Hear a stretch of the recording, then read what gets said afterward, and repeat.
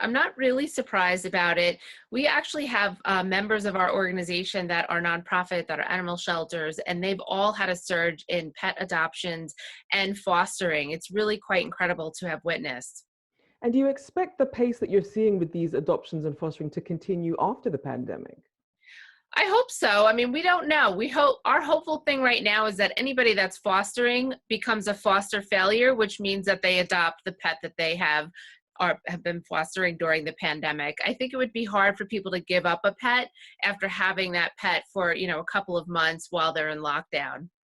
So then how much of a danger is there that these pets will end up going back to a shelter or worse, perhaps even abandoned after the pandemic is over? I don't think they'll be abandoned. I think that if they are fosters or if they decided to adopt and they are having a hard time, they can work with their shelter, with the rescue, with the nonprofit if they cannot keep the pet. And those nonprofits and those rescues definitely do not want the animals abandoned. So I think that, be in constant communication, whether you are the new pet parent or you are the animal rescue with the pet, find out what's happening with the pet, checking in and all of that. And I know a lot of them are already doing that. So for some of these newer pet parents, do you think the virus will change the way that we live permanently once people sort of get used to that connection and that companionship that pets bring?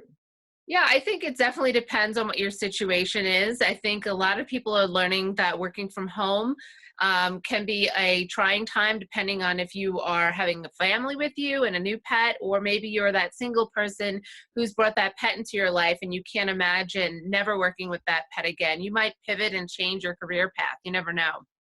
And so for people who aren't familiar with the pet industry, just how valuable is it to the economy?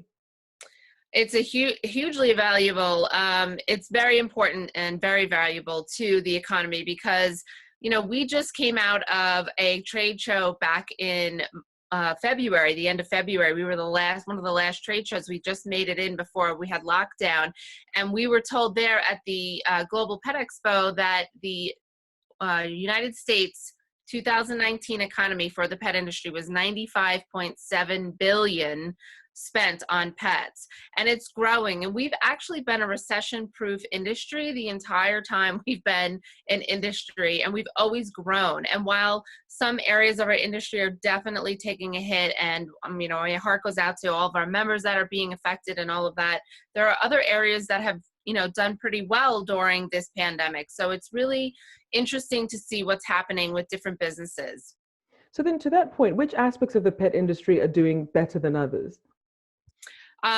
Pet stores initially were doing better than others because there was such a run on people's, getting pet food, and not necessarily stocking up over too much time, but just going in and buying maybe 2 weeks of extra food. And so there's been, a roller coaster in that where they'll have busier times and then they'll have slower times. And it depends on the state that you're in and where you have been locked down on. I'm in New York and we've been a couple of months now. And so I've spoken to all of our retail stores and asked them, and some have had a surge in online sales. Some of them have completely changed their business model in that they now offer curbside delivery pickup, and they also offer deliveries. Now they're doing e-commerce as well as their brick and mortar store. So it's really incredible to see how quickly they pivoted to be able to serve those pet parents and make sure that they have the supplies and the food and all of the things necessary, especially if you just adopted or fostered a pet. You have a lot of questions, and so they've been there for those pet parents. Now, one of those questions that some pet parents might have is obviously we've seen some reports that some pets have tested positive for COVID-19. Now, the CDC says that those animals were likely in contact with a person who already had COVID-19, and they advise that people don't let their pets interact with other people or other animals who are outside the home. Talk about some of the risks or perhaps the challenges that come with having pets at home during a pandemic.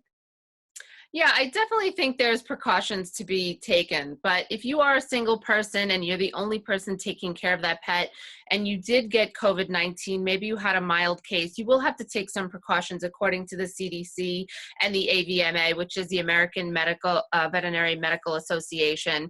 I would say to anybody that's looking to find out information, those would be your two resources that are actively working on it. There are 89 million cats and dogs that are owned in households in the United States, and that's actually probably higher now with all the people fostering and adopting. So the fact that, a pet was perceived to be a positive COVID pet, I think there's only been 3 in the entire country.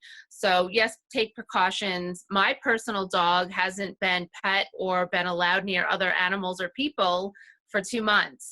So, I did take those precautions, and it's difficult for him because he is a social butterfly and he wants to say hi, but he is now acclimated because I did some training with him while we were out and about. We haven't been out too much, but anytime we were, and now he's much more acclimated to, if he sees somebody, he's not trying to drag me over to go say hello. He knows that he has to stay by me. So there's also some training that comes into that.